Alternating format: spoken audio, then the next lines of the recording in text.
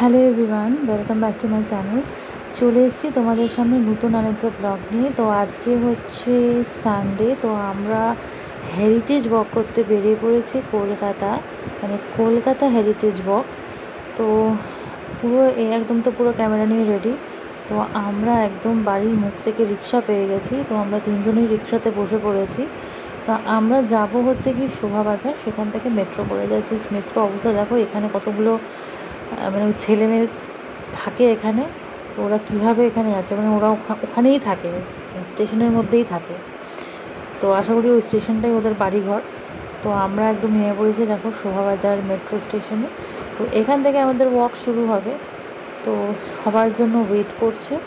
তো সবাই এলে পরে আমরা ওয়াকটা স্টার্ট করব। তার মাঝখান থেকে এসে একটুখানি শোকাশুকি করছিল বিস্কুট খাবে বলে।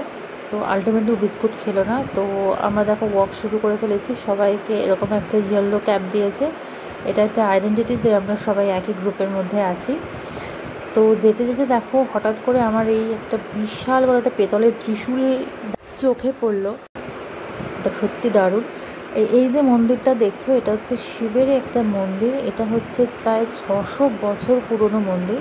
এটা কিন্তু কলকাতার একটা হেরিটেজ বলতে পারো।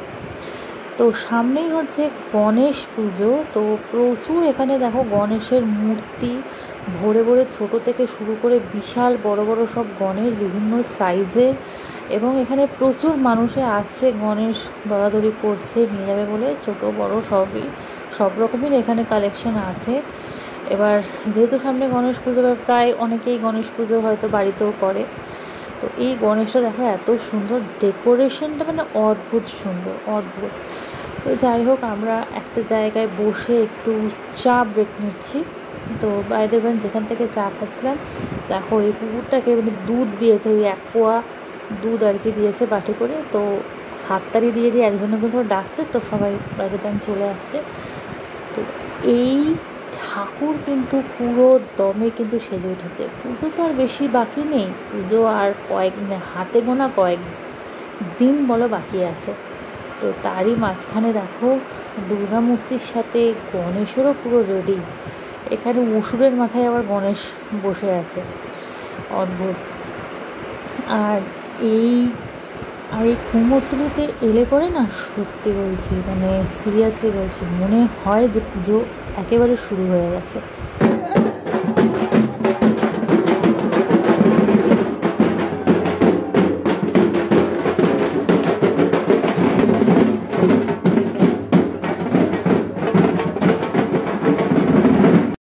এই গণেশটা দেখো কি সুন্দর, মানে দূর থেকে না প্রথমে হঠাৎ করে আমার চোখে দেখে মনে হলো জগন্নাথ নাকি, তারপরে না দেখলাম, ভালো করে দেখলাম, না দেখে মনে হলো একটা গণেশই।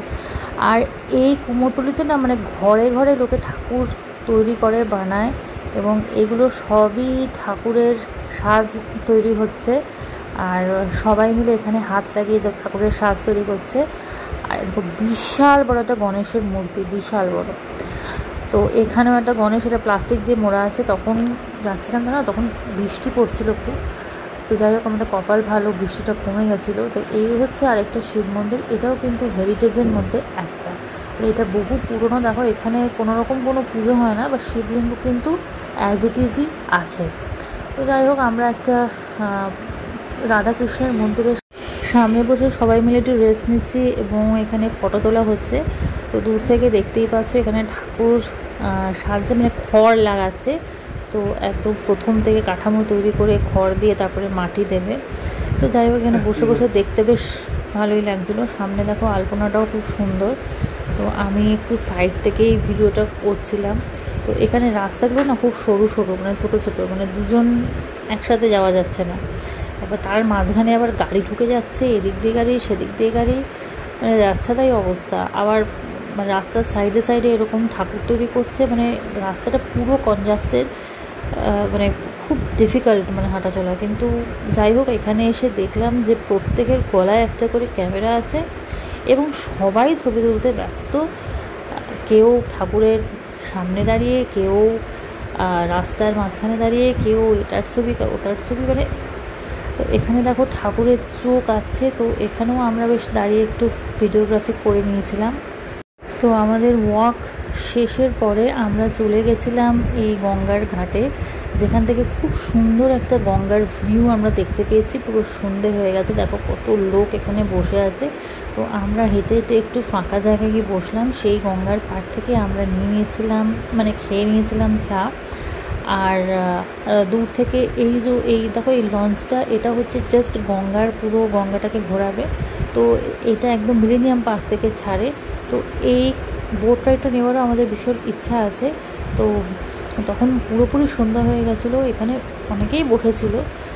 যাই হোক, আজকের ভিডিওটা তোমাদের সকলের কেমন লাগলো অবশ্যই আমাকে জানাবে।